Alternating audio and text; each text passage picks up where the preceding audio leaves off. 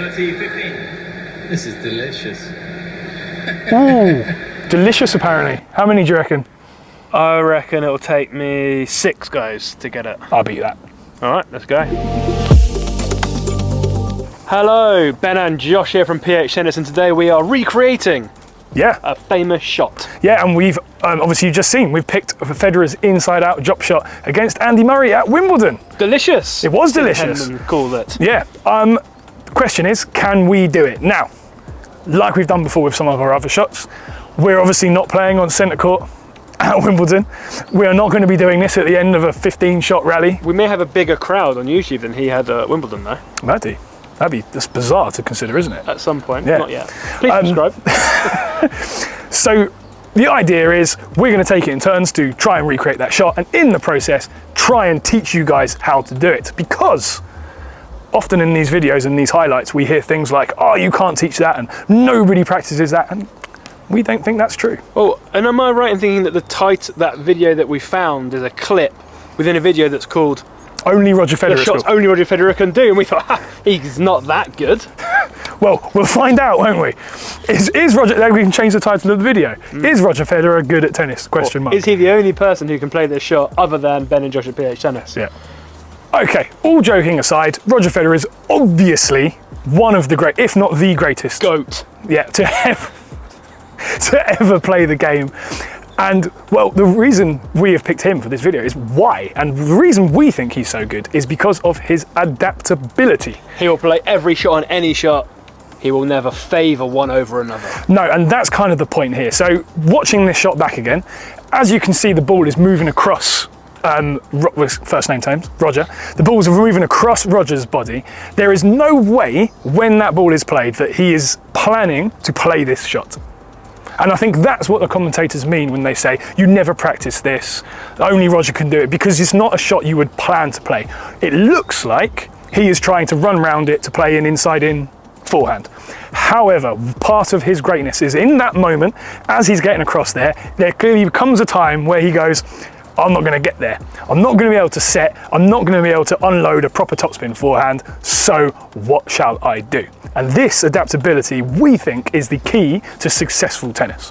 Yeah, so I think that, as we mentioned at the start, it's not about whether Federer is the only person who can play this shot, is that he's probably one of the very few players or only players in history who would attempt to play this shot in that, as we were saying, on centre court, under all that pressure, to have that level of adaptability and freedom in his own game to go, not quite right, well, I'll just do that instead. Yeah. And allow himself to have that creativity on the court. Which is something that we encourage all of our players and all of you to put away the textbook, stop listening to being told what you should do, and just play and have fun and create and make things up as you go along. And that's how shots like this come into existence.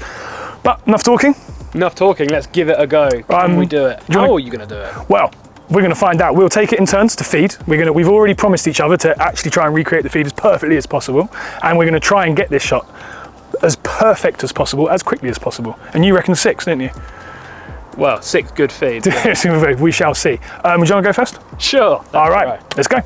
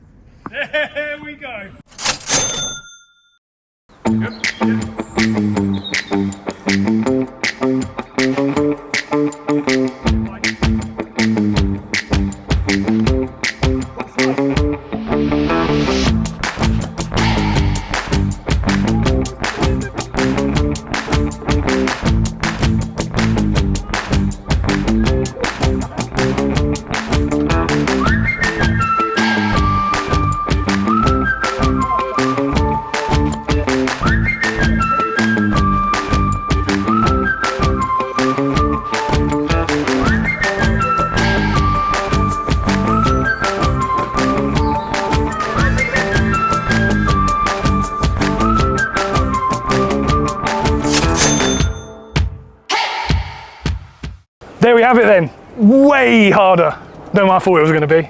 Certainly, I think there's arguably more skill in the feed Yeah. than the shot. But that raises a really interesting point. So it really was difficult to get essentially the context right. To recreate the context was basically impossible. And not what we intended with this video, but a happy coincidence, is it leads us to a very pertinent point, and that is you can't choose your shot before you've seen the ball, right? Before the moment, it's just a guess. And if you try and guess any shot, the likelihood is you're gonna get it wrong.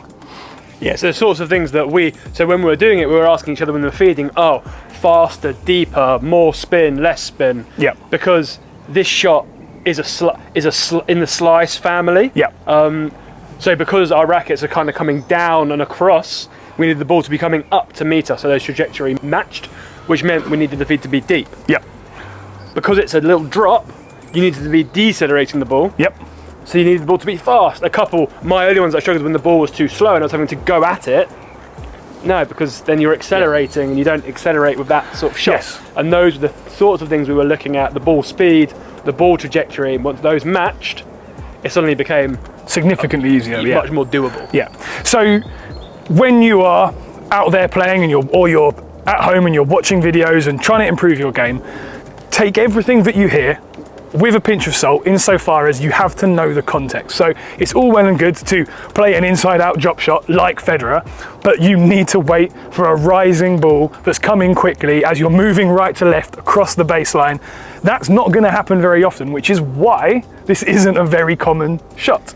But it's also why it's important to think back to what we did at the start, but you have to be open to it. Yeah. So you have to be aware that it might happen and aware that you have these shots in your locker, in your toolbox, and you can't just go, I'm always going to use my hammer. Sometimes you have to use your screwdriver, Well, your Phillips head, yeah, excellent. your tape measure, your protective glasses. This coming from someone who can't put an IKEA shelf unit together. Anyway, sensation then. Speaking of tools, which sensation did you actually end up using? So it was you that gave me the additional idea. You said, oh, he kind of like slides across it. So I tried some slides, didn't really work. I think what I actually ended up with was probably like a little chip. Yeah. As I was coming across, Looked like it, yeah. Chipped down and across the ball a bit. Yeah, to get that. Yeah, mine certainly was a slide. So I have attempted this before, not in this sort of, I know, shocking, isn't it? Cheat. And I kind of actually taught this before, and that was a sensation that I went with. So context here. Ben says to me, "Oh, Josh, you do one of those copy the shot videos. There's this Federer shot, this like sliding drop shot. See if you reckon you can do it." I've never seen it before, never attempted it before. Now it comes out, taught it, tried it, used I did say I'd done it before though. Yeah, so for me it's a slide. That racket moving, because you needed the ball to move from left to right when it bounced, you have to put some right to left on at the contact, so that I was sliding across the back of the ball. The trajectory added to that sliding motion created that shape that you get off. Yeah, so for me, slide is almost like the swipe that I do on like a flat high ball and I come across to get side spin on a flat one. That's another story, but as wide I didn't think the slide worked because I already kind of had a shot attached to that engram. Yes, so just to recap then, make sure the context is right. Be open to adapting your original plan. Better yet, don't even have an original plan and make your mind up in the moment. The more information you have, the better your decision will be, and then pick a sensation that works for you. And the final thing is, don't try and use a Pure Drive Plus with a really stiff polyester in it. probably something a little bit more forgiving, a bit softer, will make these sorts of touch and skill shots slightly easier to perform. If there's any shots you would like us or Joe to try and recreate, ideally nothing that involves me doing the splits like Djokovic, sliding on clay, or Boris Becker's diving volley. yes, Yeah. we'll find ourselves a grass court and try that. That's a good one. Thank you for watching as usual. Thank you to everyone who has subscribed. If you haven't, why not? This is amazing content that you're not getting anywhere else. Nowhere else are you going to see this guy trying to recreate Boris Becker's diving volley. So hit that subscribe button now and you will see us soon. I might get a wooden racket for it. There you go. See you there.